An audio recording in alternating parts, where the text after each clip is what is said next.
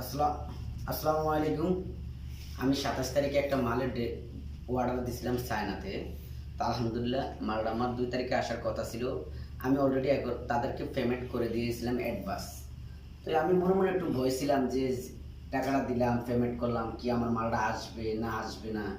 তো ইনশাল্লাহ আমার মালটা 2 তারিখে এরা কথা মতনই পাঠিয়ে দিয়েছে। তো এখন আপনাদের সামনে আমার মালটা ডেলিভারি কি কি আসছে চায়না থেকে এটা দেখাবো আমি। তো আপনারাও দেখেন আমার সাথে।